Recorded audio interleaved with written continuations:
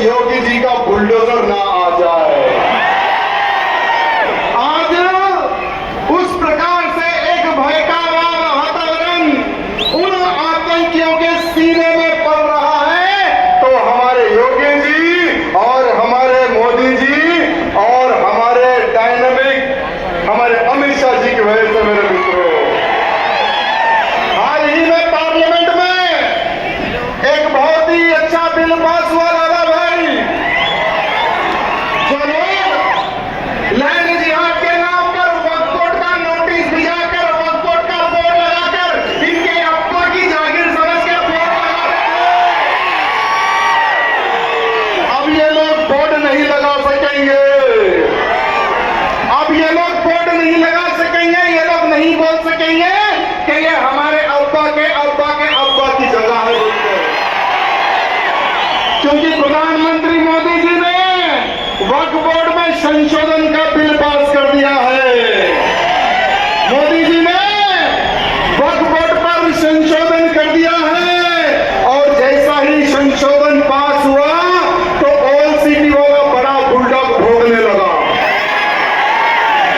Old city वाला बड़ा bulldog भोगने लगा और कहने लगा हमारे मौलिक अधिकारों को छीना जा रहा है, हमारे मुसलमानों की जमीनों को खींचा जा रहा है, हमारे मस्जिदों को खींच लेंगे, हमारी मदरसाओं को खींच लेंगे, अगर कोई मरेगा तो ये लोग हमारी कब्रिस्तानें भी खींच लेंगे। हाँ बेटा, पक्का खींच के रहेंगे। अगर तुम्हारे पास अगर कोई जमीन के पेपर नहीं है तो वो जगह तुम्हें छोड़नी पड़ेगी। मेरे मित्रों, जब भारत देश आजाद हुआ 1947 में, तो ये वक्फ बोर्ड वालों के पास 4000 एकड़ जमीन थी। कितने? 4000 एकड़ जमीन थी और इन मुल्लों के पास आज 9,50,000 एकड़ जमीन कहां से आई? अम्मी देके गई क्या? अरे यही तो हम पूछ रहे हैं, यही तो मोदी जी पूछ रहे हैं कि अगर तुम्हारे पास जमीन है तो जमीन के पेपर बताओ, हम वो जमीन को सुरक्षित करेंगे। आज 1947 से पहले ढगलो मत बाबा, 1947 से पहले इनके पास जो जमीन थी, 1947 के बाद में जो जमीन आई है उसका हर वो हिसाब किताब आज देना पड़ेगा। मेरे मित्रों, मेरा बड़ा साला आज ये कहता है कि हमारे पास 90% जमीन के पेपर नहीं है, तो हमारे बड़े साले साहब को पूछना चाहूंगा कि बेटा, अगर ये बिल्डिंग के पेपर नहीं है तो ये इलीगल हुई नहीं हुई? अगर किसी जमीन के पेपर नहीं है जिस पर तुम्हारा कब्जा है तो वो इलीगल हुआ या नहीं हुआ? पहले वक्फ बोर्ड वाले क्या करते थे, ये बिल्डिंग पे बोर्ड लगाते थे वक्फ बोर्ड लैंड बोलकर, तो ये हमारा बिल्डिंग का बेचारा कोई कोर्ट में नहीं जा सकता था, इनका कोर्ट अलग होता था, क्रिमिनल कोर्ट में इनका केस चलता था, जज इनका, वकील इनका, पैरवी करने वाला इनका, तो केस किसके फेवर में जाएगा? इनके फेवर में जाएगा ना। आज भारत के मुसलमानों को एक बात कहना चाहूंगा कि मेरे प्यारे मुसलमानों, प्रधानमंत्री मोदी जी ने जो वक्फ बोर्ड पर जो बिल पास किया है, एक बार उस पर विचार करो। तुम्हारी जमीनों को उन्होंने सेव किया है बिल पास करके, ना ही तुम्हारी जमीन खींचने का काम किया है मोदी जी ने, क्योंकि मोदी जी क्या कहते हैं, सबका साथ सबका विकास। लेकिन ये लोग कहते हैं कि हम नहीं मानेंगे। अबे तुमको नहीं मानने वाले, तुमको नहीं मानने वाले। आज तुम्हारे पास 1 लाख से अधिक घर हैं इन वक्फ बोर्ड के पास, आज इनके पास 10,000 से ही अधिक ईदगाहें हैं, 8,000 से अधिक जामा मस्जिदें हैं, 15,000 से अधिक मदरसे हैं, 1,20,000 से अधिक मस्जिदें हैं, 4,000 से अधिक तालाबें हैं, 3,000 से अधिक स्कूलें हैं, 1,50,000 हमारे गरीब किसानों की जमीनें इन्होंने कब्जा की है, इनके पास ही है। 40,000 दरगाहें हैं, 1,60,000 कब्रिस्तानें हैं, 1,10,000 दुकानें हैं। मैं हमारे बुलडॉग से पूछना चाहता हूँ, अबे साले, जब तेरे पास जमीन के पेपर नहीं है तो ये लैंड जिहाद हुआ या नहीं हुआ? लैंड जिहाद हुआ है ना। लेकिन आज प्रधानमंत्री मोदी जी ने कानून पास किया, लेकिन पहले यह कानून में कोई दम नहीं था। यानी हमारे बाबा साहब अंबेडकर जी का जो कानून है उसके अंडर में नहीं आता था। लेकिन आज अगर कहीं पर भी ये लोग नोटिस चिपकाते हैं तो हमारा कानून अब उसमें दखल दे सकेगा। मेरे मित्रों, आज ये ओवैसी क्यों पुकारा पता है आपको? क्योंकि ये ओवैसी मुसलमानों का सबसे बड़ा दुश्मन है। योगी जी नहीं है, ना मोदी जी नहीं है, या राजा सिंह नहीं है। सबसे बड़ा मुसलमानों को बेवकूफ बनाने वाले ये छोटा बुलडॉग और बड़ा बुलडॉग। आज हजारों एकड़ वक्फ की जमीन इन्होंने बेच दी है, कोई नहीं पूछने वाला। सस्ते दामों पर जमीनें इन्होंने किराए पे ली है, कोई नहीं पूछने वाला।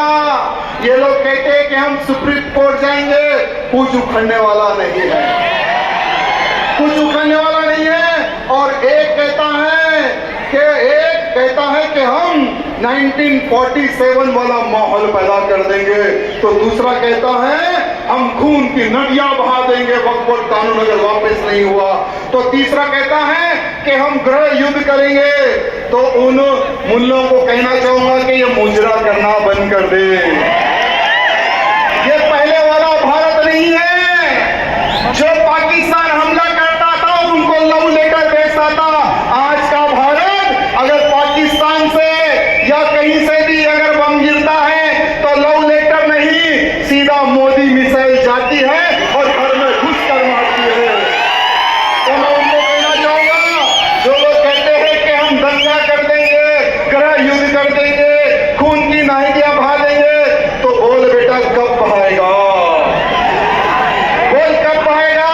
अरे जिस नेता के दम पर तुम तन रहे हो ना, आज ये जो श्री राम नवमी शोभायात्रा निकल रही है ना, ये वही नेता हैं जो इनके घर छोड़कर भाग जाते हैं, या दिल्ली में जाकर चुपते हैं, या कहीं और जाकर चुपते हैं।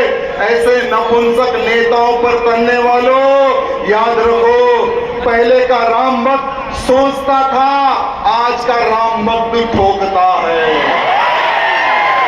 पहले का राम भक्त सोचता था, आज का राम भक्त ठोकता है। और इतना ठोकेगा कि अम्मे की अम्मे याद आ जाएगी। अब ये भारत देश हमारा है और हमारा भारत देश बहुत ही जल्द हिंदू राष्ट्र घोषित होने वाला है। अरे हमने, ये ओवैसी कहता था कि हम अयोध्या में राम मंदिर बनने नहीं देंगे, आसमान को छूने वाला राम मंदिर बन गया है। ये ओवैसी कहता है कि हम धारा 370 हटने नहीं देंगे, बेटा देख, फोड़ के हमने धारा 370 भी हटा दिया। अब यही ओवैसी और ओवैसी के दम पर तनने वाले, मुजरा करने वाले, रोड पर बैठकर अपना सिलेंडर उठाने वालों को कहना चाहूंगा, रोड पर बैठकर अपना सिलेंडर उठाने वालों को कहना चाहूंगा कि अब हमारा टारगेट काशी और मथुरा है। जब हम डंके की चोट पर अयोध्या का केस हम हाई कोर्ट से जीत सकते हैं, तो काशी और मथुरा भी जीतेंगे और भव्य मंदिर वहां पर भी बनाएंगे। मेरे मित्रों, और आने वाला चुनाव मैं हमारे मोदी जी से निवेदन करना चाहूंगा कि बहुत ही जल्द घोषणा करें, बहुत ही जल्द घोषणा करें कि बहुत ही जल्द हम भारत को हिंदू राष्ट्र घोषित करेंगे। मोदी जी, आज भारत का हर वो हिंदू की डिमांड है कि भारत देश हिंदू राष्ट्र घोषित हो और हमारे दो का कानून भी पास हो, जनसंख्या निरंतर पे भी कानून पास हो। आज देखिए, हम 5 हमारे 50 की स्कीम चल रही है लाला भाई, हम 5 हमारे 50 की स्कीम चल रही है। अब ये स्कीम नहीं चलने वाली लड्डू भाई, अब ये स्कीम नहीं चलने वाली। प्रधानमंत्री मोदी जी जनसंख्या पर भी निरंतर करेंगे और एक देश एक कानून भी पास करेंगे। और हमारे भाई को जरा क्या हुआ वो भी देख लो। लड्डू जी, जरा आपकी टीम को भेजो। बोलो भारत माता की, भारत